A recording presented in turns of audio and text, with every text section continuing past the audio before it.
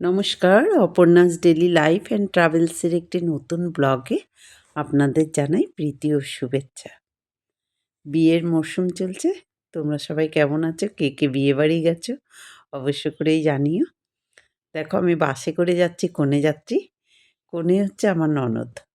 আমার খুড়তুতো ননদের বিয়ে হয়েছে কাছাকাছিতেই আছে। আমি বাসে করে যাচ্ছি কনে যাত্রী। তো দাদা পাশে বসে আছে। আর যেতে, যেতে আমার মনে হলো যে জানলা দিয়ে একটুখানি আমাদের এই দিকের বাটানগর কেমন দেখতে তোমাদের একটু দেখিয়ে দিলাম। আর বাসের মধ্যে আমরা বেশ মজা করতে, করতে পৌঁছে গেছি। খুব বেশি দূর নয়, কাছাকাছির মধ্যেই।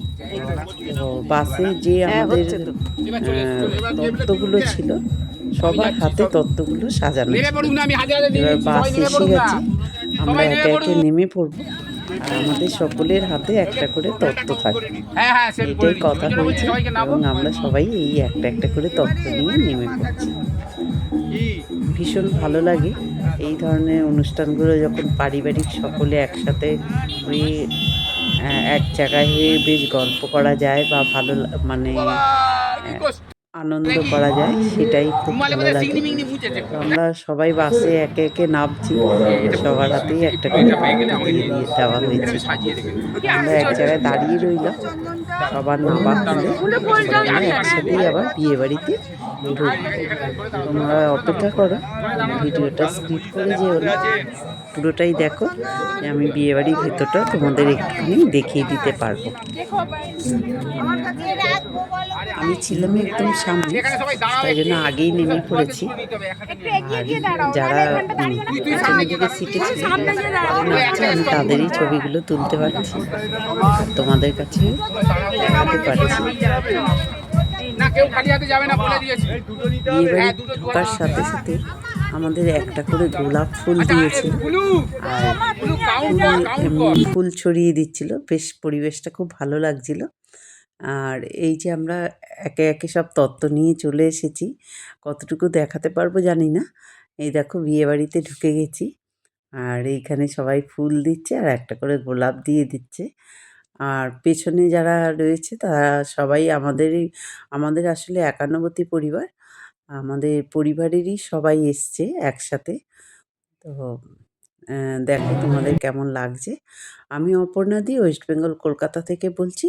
তোমরা যারা জানো তো জানো, তোমরা যারা জানো না, আমি অপর্ণা দি তোমাদের সঙ্গে রয়েছি। আর দেখো তত্ত্বগুলো একটা নির্দিষ্ট ঘরে সকলে মিলে গিয়ে আমরা তত্ত্বগুলো রেখে আসলাম। তারপরে ছেলের পক্ষরা ওইটাকে সাজিয়ে নেবে, পরে সেটা তোমাদের দেখাবো। এখন মোটামুটি এইখানে একটু বিয়ের কনের সাথে কিছু ছবি তোলা হয়ে গেল। আর আমিও তোমাদেরকে বিয়েবাড়ির চারপাশটা দেখাবো দেখে যেমন পেরেছি তেমন করে ছবি তুলে নিয়েছি।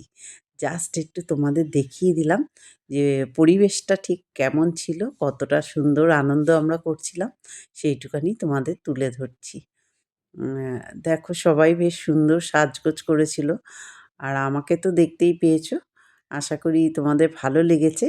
আর তোমাদের ভালো লাগলো কি না তোমরা কমেন্টস করো। কার, কার এই সিজনে বিয়েবাড়ি পড়েছে সেটা তোমরা আমার কমেন্টস করে জানিও। আমারও তোমাদের কমেন্টসগুলো পড়তে ভীষণ ভালো লাগে। আর বেশ এখনকার নিয়ম অনুযায়ী বেশ কনেকে বেশ ঘাগরা, লাছা পরে, লেহেঙ্গা পরে বেশ সুন্দর লাগছিল। তো আমি একটা সকালবেলা পোস্টেই তোমাদেরকে কনের পোস্ট দিয়েছি। তাই জন্য একটু বাইরের দিকের পিকচারগুলো তোমাদেরকে তুলে ধরছি। দেখো সকলে আসছে। মোটামুটি খুবই জাঁকিয়ে ঠান্ডা পড়েছে। আর সেই ঠান্ডায় সবাই সোয়েটার-টোয়েটার পরেছে। যদিও আমরা সাজগোজ করেছি দেখে কোনো চাদর বা সোয়েটার পরিনি।